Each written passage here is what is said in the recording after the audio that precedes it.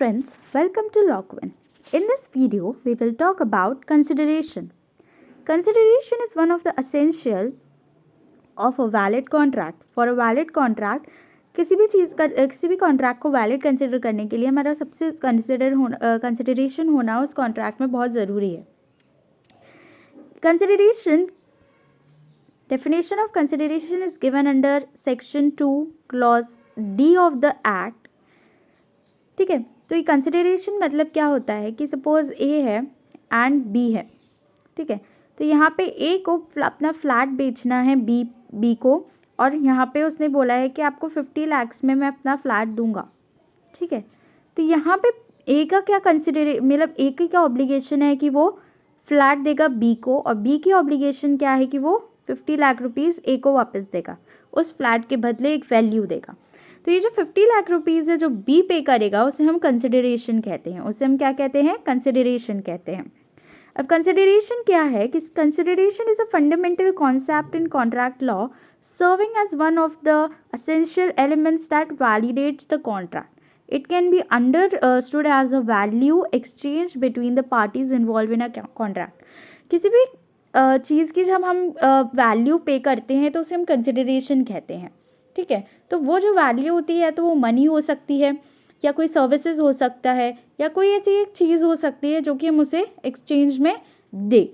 तो क्या है यहाँ पे? The value exchange between the parties involve in a contract. Definition of a consideration क्या है कि कंसिडरेशन इज अ बेनिफिट और अ डेट्रीमेंट दैट पार्टी रिसीव्स. कोई भी बेनिफिट या डेट्रीमेंट जो कि एक पार्टी रिसीव करती है that induces them to enter into a contract. It can be an act, forbearance और प्रॉमिस. जो कंसिडरेशन है वो कोई एक्ट भी हो सकता है, फॉरबियरेंस मतलब कोई चीज़ कोई एक्ट करने से रोकना भी हो सकता है, या कोई प्रॉमिस भी हो सकता है made by one party to another. Now, consideration must be something of value in the eyes of law and can include money, goods, services or an agreement to refrain from an action. अभी जो consideration होती है उसकी एक value होनी चाहिए in the eyes of law. ऐसा नहीं कि आप इस फ्लैट के बदले 10 रुपये दे, तो उसकी वैल्यू नहीं है ना वो फ्लैट की. वो फ्लैट है ना 20 लाख का है और आप उसको 10 रुपये में दे रहे हैं, तो उसकी वैल्यू होनी चाहिए. ठीक है, तो कोई वैल्यू हो, या फिर हम एक्सचेंज में कोई गुड्स दे रहे हो या कोई सर्विसेज भी प्रोवाइड कर रहे हो, तो फिर वो भी आप कंसिडरेशन कंसिडर कर सकते हैं. अब आता है importance of consideration. So importance of consideration is lies its role as a distinguishing factor that validates a contract, ensuring that the agreement is not mere promise but legally binding obligation. तो consideration की क्या importance है? Consideration हम क्यों रखते हैं कि जो एग्रीमेंट हम बना रहे हैं वो एक जस्ट एक मेयर या सिर्फ एक प्रॉमिस बन के ना रह जाए, बल्कि वो एक लीगली बाइंडिंग ऑब्लिगेशन है दोनों पर. ठीक है, कि हमने जैसे पहले वाले एग्जाम्पल में देखा कि ए फ्लैट देगा बी को, तो ए की ऑब्लिगेशन क्या है कि बी को फ्लैट देना, और ए की ऑब्लिगेशन क्या है कि बी को फ्लैट देना, और बी की ऑब्लिगेशन क्या है कि उसके रिटर्न में वो उसे मनी प्रोवाइड करेगा. ठीक है, तो ये जो मनी होगी वो क्या होगी? कंसिडरेशन होगी, बिकॉज ये एक वैल्यू है फ्लैट की. ठीक है, उसके बदले जो बी है वो कोई लाइक वापस से फ्लैट भी दे सकता है. ठीक है, कोई गुड्स दे सकता है या कोई सर्विसेज भी प्रोवाइड कर सकता है, वो भी कंसिडरेशन कंसिडर करेंगे. It signifies that a mutual exchange of value, a core aspect of a contractual agreement. जब भी हम एक कॉन्ट्रैक्ट की एग्रीमेंट की बात करते हैं तो वहाँ mutual exchange of value important होता है. ठीक है, अगर कोई अग्रीमेंट हो रहा है तो ऑब्वियस सी बात है, अग्रीमेंट मतलब कि या तो कोई एक्ट करने के लिए एक दूसरे से बोल रहा है. ठीक है, तो उस अग्रीमेंट में म्यूचुअल एक्सचेंज ऑफ वैल्यू होना इंपॉर्टेंट है. So without consideration a contract generally can not be enforced. अब जैसे वन ऑफ द असेंशियल एक वैलिड कॉन्ट्रैक्ट के लिए एक असेंशियल है कंसिडरेशन, तो यहाँ पे जब कंसिडरेशन नहीं होगी तो वो कॉन्ट्रैक्ट जर्नली एनफोर्स नहीं करते. अब इसके कुछ एलिमेंट्स कुछ एसेंशियल्स है वैलिड कंसिडरेशन के जो हम देखते हैं. First is given at desire of a promisor.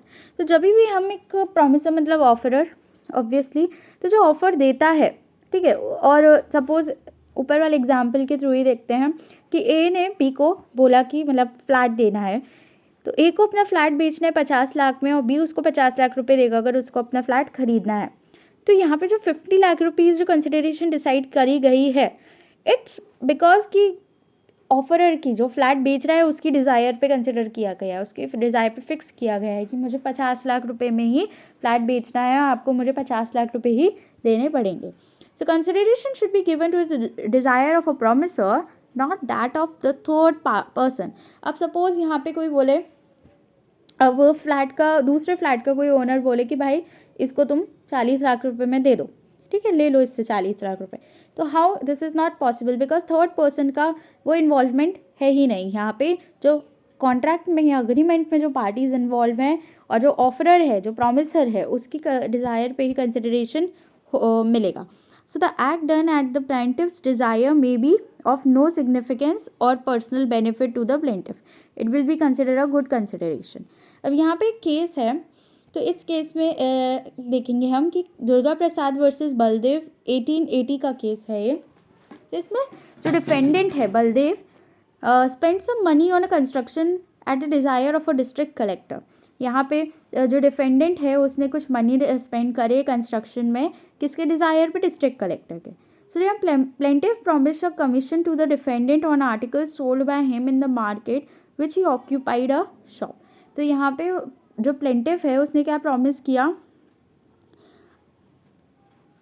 जो प्लेंटिफ है उसने प्रॉमिस क्या किया, pay a commission to the defendant, उसने है ना जो डिफेंडेंट को कमीशन प्रोवाइड किया on articles sold by him in the market in which he occupied a shop. तो वो आर्टिकल्स जो बिकेंगे मार्केट में उनके ऊपर वो कमीशन देगा। But in a suit by a defendant it was held that there was no consideration for a promise made by the plaintiff and has no contract as he had not constructed that market at the plaintiff instance। तो मतलब यहाँ पे क्या हुआ कि जो plaintiff ने बोला था कि मैं आपको आपको कमीशन दूंगा, बट यहाँ पे क्या उन्होंने जजमेंट में बोला कि कोई कॉन्ट्रैक्ट बना ही नहीं था। क्यों? क्योंकि he had not constructed that market at the plaintiff's instance, क्योंकि जो डिज़ायर किसके डिज़ायर पे बनाया था, मतलब डिस्ट्रिक्ट कलेक्टर के, ठीक है, यहाँ प्लेंटिफ का डिज़ायर पे नहीं था। तो प्लेंटिफ यहाँ थर्ड पार्टी था ना, तो गिवन बाय द प्रोमिसी और एनी अदर पर्सन, ठीक है। तो जो कंसिडरेशन होती है, consideration doesn't need to be given by the promisee, it may be come from the another person also, it is immaterial to who furnished it, ठीक है। जब भी हम कंसिडरेशन की बात करते हैं तो इट इज़ नॉट नेसेसरी कि जो प्रोमिसी है वही कंसिडरेशन दे, उसके बिहाफ पे कोई और भी कंसिडरेशन दे सकता है। अब यहाँ पे चिन्मय वर्सेस रम्या है। सो and already gifted her entire property to her daughter under a condition that she would give an annuity to her uncle। एक लेडी थी, उन्होंने अपनी सारी प्रॉपर्टी अपने डॉटर को दे दी और बोला कि आपको एन्युटी देनी पड़ेगी, कंडीशन है कि एन्युटी देनी पड़ेगी अपने अंकल को, ठीक है, हर साल। So annuity means paying some fixed sum of money each year, so typically for the rest of their life. She agreed to pay the annuity but stopped after some time and filed a plea that no consideration was moved by her uncle. So the court rejected the plea and held that indirect consideration was already moved by her aunt। तो यहाँ पे क्या बोला गया कि कुछ time बाद उसने एनुइटी स्टॉप कर दी और कोर्ट केस किया कि कंसिडरेशन कोई भी कंसिडरेशन अंकल की तरफ से मूव नहीं हो रही है। तो यहाँ पे कोर्ट ने रिजेक्ट किया प्ली और बोला कि इनडायरेक्ट कंसिडरेशन मिल रही है, already moved by her aunt. तो यहाँ पे आंट के मतलब जो अंकल है उनके बिहाफ पे वो आंट पे कर रही हैं। नाउ कंसिडरेशन में be past, present and future. Consideration 3 type की हो सकती हैं, पास्ट भी हो सकती है, प्रेजेंट भी हो सकती है, फ्यूचर भी हो सकती है। सो past, present, future nature consideration can be inferred from definition consideration as given under section 2D of the Indian Contract Act। Consideration is called past consideration when the act is done before any promise is made। किसी promise, जब कोई promise बना है उससे पहले ही अगर act हो जाए, जैसे कि X renders his services to Y, ना Y promises to pay sum of 500 for the service after a month, ना this is a past consideration. मतलब एक्ट ऑलरेडी हो चुका है, ठीक है, और उसके बाद प्रॉमिस बनता है कि मैं आपको चलो इस एक्ट के लिए 500 रुपीज़ पे कर दूंगा, लेकिन 1 महीने के बाद। तो ये पास्ट कंसिडरेशन हो जाती है कि एक्ट पहले ही हो चुका है। Now, when consideration is given simultaneously, promise is called present consideration. It is also known as executed consideration for a sale of an article in cash. अगर हम सपोज यहाँ पे एक एग्जाम्पल कैसे दिया है कि साइमल्टेनियसली वो चीज़ हो रही है, एक्सचेंज ऑफ थिंग्स हो रही है, जैसे कि किसी ने कोई चीज़ खरीदी शॉप से और एट द सेम टाइम उसको कैश पे कर दिया, ठीक है, तो यहाँ पे ये प्रेजेंट कंसिडरेशन हो जाएगी and it is also known as executed consideration. Now what is future consideration? Then when a promise is made to do or abstain from doing something in future, it is called future consideration. जब भी हम किसको कोई promise करते हैं किसी कोई चीज़ करने का या किसी को कोई चीज़ करने से रोकने का, तो ये फ्यूचर कंसिडरेशन कहलाती है. Now it is also known as executory consideration. It is promise for a promise. Example, X agrees to sell y 10 quintal of wheat at 10,000 when they will be harvested. तो यहाँ पे जो like promise हुआ ये future में हुआ है, ठीक है, ये एग्जीक्यूट होगा, अभी एग्जीक्यूट हुआ नहीं है बिकॉज यहाँ पे उसने प्रॉमिस किया कि वो सेल करेगा 10 quintals of wheat at 10,000 when they will harvest. अब जब वो 10 क्विंटल वीट हार्वेस्ट होंगे तभी वो 10,000 रुपये उसे मिलेंगे, कंसिडरेशन मिलेगी. तो यहाँ पे ये फ्यूचर कंसिडरेशन है. द फोर्थ हमारा असेंशियल है कि it must be real, certain and lawful. कोई भी कंसिडरेशन हो तो हमें यह उसका वैल्यूएबल होना चाहिए, वो in the eyes of law. तो ये उसका मतलब एक रियल कंसिडरेशन या एक सर्टेन या लॉफुल कंसिडरेशन होनी चाहिए. जैसे कि in a contract where a consideration is unreal, uncertain और unlawful, such contracts are void. कोई भी कंसिडरेशन अनरियल, अनसर्टेन या अनलॉफुल हो वो कॉन्ट्रैक्ट वॉइड कहलाता है. Suppose X agrees to sell his car to Y at whatever price he wants to pay is an uncertain consideration. अभी उन्होंने बोला कि कार बेचूंगा पर जो Y देना चाहे मैं उसको एक्सेप्ट करूंगा. तो Y 500 रुपये भी दे सकता है कार के लिए, Y 2 रुपये भी दे सकता है कार के लिए. तो ये अनसर्टेन हो गई ना, तुमने बताया ही नहीं कि कितना मनी वो पे करेगा, कितनी कंसिडरेशन तुम्हारा डिज़ायर तुमने नहीं बताया.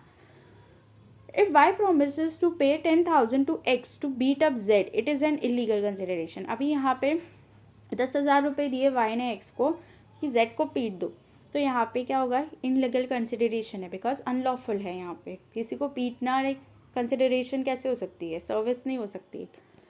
फिर आता है 5 हमारा फिफ्थ हमारा पॉइंट है कि कंसिडरेशन में भी पॉजिटिव और नेगेटिव. अब हमारी कंसिडरेशन पॉजिटिव भी हो सकती है और नेगेटिव भी हो सकती है. There should be some act or abstinence. Consideration may be positive when a promisee does something at the express wish of a promiser, and consideration can be negative when promisee is abstained from doing something at the wish of promiser. कि कोई चीज़ मतलब कोई चीज़ करा promiser के मतलब wish के according. Consideration negative भी हो सकती है कि promisee is abstained या promisee ने कोई चीज़ मना करी कि from doing something at the wish of promiser. Sixth आता है हमारा it need not to be adequate. It need not be adequate means consideration need not necessarily be adequate. The law provides that there should be consideration for a valid contract. It may or may not be adequate. The adequacy of a consideration is for the parties to consider at the time of agreement. A contract cannot be held invalid on a ground of inadequacy of a consideration. For instance, X decide to sell his wheat produced value at 10,000 for 2,000 to Y. Such agreement will be deemed to be contract if X has free consent. ठीक है, तो यहाँ पे कैसे बोला, adequate होना ज़रूरी नहीं है. सपोज़ यहाँ पे क्या एग्जाम्पल दिया गया है कि X डिसाइड करता है अपने वीट सेल करने के लिए, मतलब वीट सेल करने के लिए जो कि 10,000 में प्रोड्यूस हुए थे पर वो 2,000 में उसे वाई को बेच रहा है.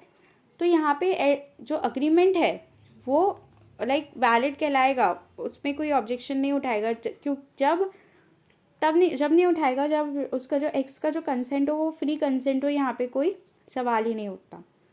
फिर आता है टाइप्स ऑफ कंसिडरेशन. तो टाइप्स ऑफ कंसिडरेशन हमने डेफिनेशन में देखा था कि act, performing an act that is not legally obligated to do. फिर आता है forbearance, refraining from doing something one has a right to do. फिर आता है प्रॉमिस, कमिटिंग टू डू और refrain from doing something in the future. फिर हमारा आता है past, future and present consideration, जो कि हमने पढ़ चुका है कि present consideration occurs when consideration provide at the time of a contract formation. फिर जो पास्ट कंसिडरेशन क्या है, an act before the contract is made and generally the past consideration is not valid as it was not given in exchange for a promise. Future consideration क्या है कि a promise to do something in the future, this is valid so long as it is specific and agreed upon.